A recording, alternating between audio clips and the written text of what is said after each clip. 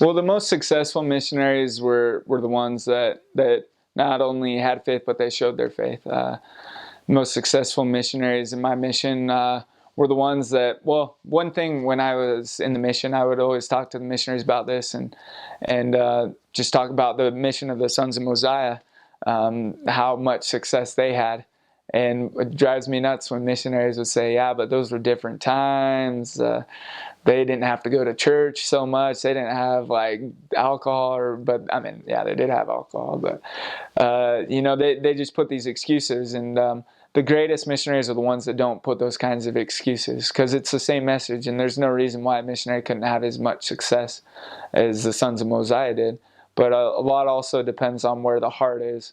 In Mexico, it's very successful. When I first started, it was a lot more successful because we worked a lot of just like contacting, tracting in the street. And the last part of my mission, all of Mexico adapted kind of a new way of working, and that was we weren't allowed to tract in the street. We could only work through members. And so it was really hard for missionaries to adapt, and the baptisms went down, but the quality of the baptisms went up. Um, and there was also a lot of missionaries that would always say, yeah, but uh, quality is better than quantity. And yes, this is true, but I think it was Russell M. Nelson that said you should have both quantity and quality. And it's definitely possible. And the example back again to the Sons of Mosiah, in one of the verses it states that none of their converts, left the church ever again. And so it's definitely possible. So the most successful missionaries, the most successful I was in my mission is when I would do everything that I felt I should do, or any prompting I felt, I would follow it, even if I didn't know it was the Spirit, and even if it wasn't the Spirit, the fact that I'm following the feeling that I get, I feel like that shows Heavenly Father my true desires to help people, and so the most successful missionaries are the ones that have those true desires to help people come into Christ. There are missionaries out there that they kind of want it for themselves. Oh, I'm going to baptize so everybody can check me out and see that I'm a baptizing machine and stuff like that. And that's definitely not the right attitude to have. And maybe they did have success in numbers, but oftentimes those success in numbers weren't really their converts didn't stay active in the church. And so the most successful were the ones that had their heart in the right place, that they're doing it not for themselves, but for the people that they were teaching.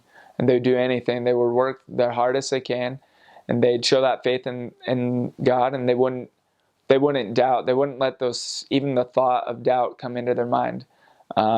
One thing I try to do throughout my mission, one thing I did do throughout my mission, I would pray all the time in the streets, after lessons, before lessons, just pray and pray for the people.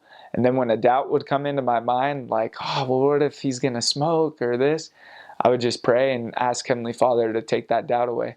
I beg, Heavenly Father, I know that if I doubt, these miracles can't happen. I got to have this faith, and I'd ask Him to take it away. And seriously, every time I do that, that doubt would immediately just leave my mind right away. And there is a problem in my mission. The activity rate wasn't the best, and I feel like a lot of it did have to do with how well missionaries prepared the people they taught, and also their desires in preparing the people. For example, in my mission, one time a guy came up to us. Every time we'd see him randomly in the street, but he wouldn't give us his address or anything.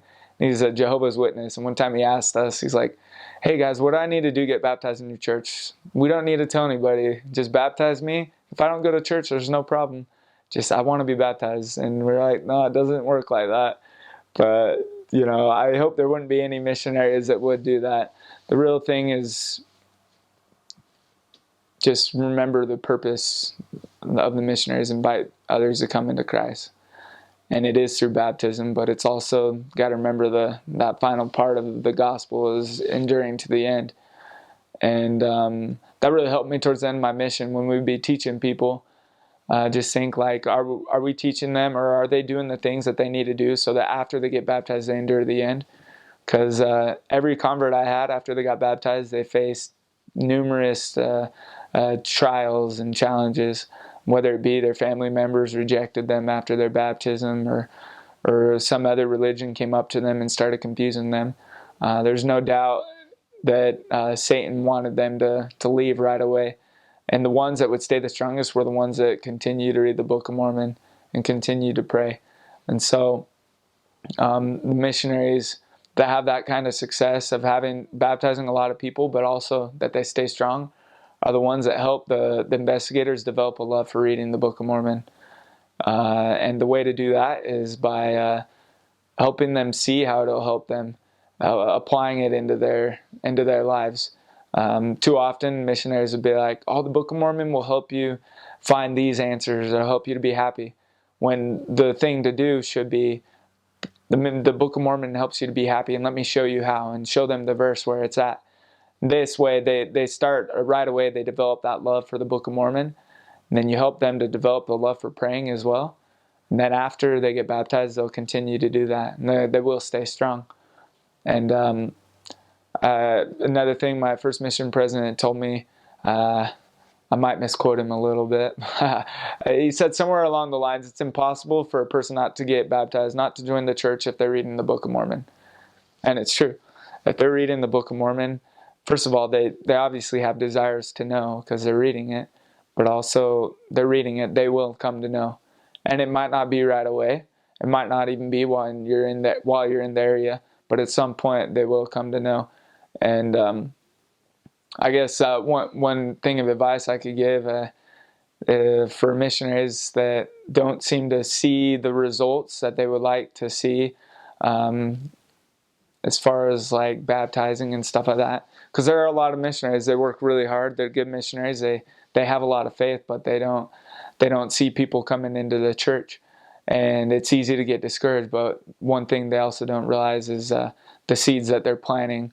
And that was a big motivation for me at the end of my mission, was Benadai. He didn't even know at the time when he died that he had reached out to somebody, but it was Alma from Abinadi's words that Alma ended up joining coming unto Christ, and through Alma millions, thousands were saved, really. And that's one thing that really helped me towards the end of my mission, because up until the last transfer of my mission, I had a lot of success of helping people, and in my last transfer, I didn't see that success. I didn't see it physically, but and it would be hard at times, because I think every missionary wants to finish off baptizing, wants to finish off just like with the boom, yeah, one last chance to help these people. And it was challenging at times because we just weren't seeing those kinds of results. But I knew also that and Heavenly Father helped remind me that we were planting seeds in people and in their hearts. And I mean, that's one of the biggest things that missionaries can do, if they're not baptizing, is at least planting those seeds. And but yeah.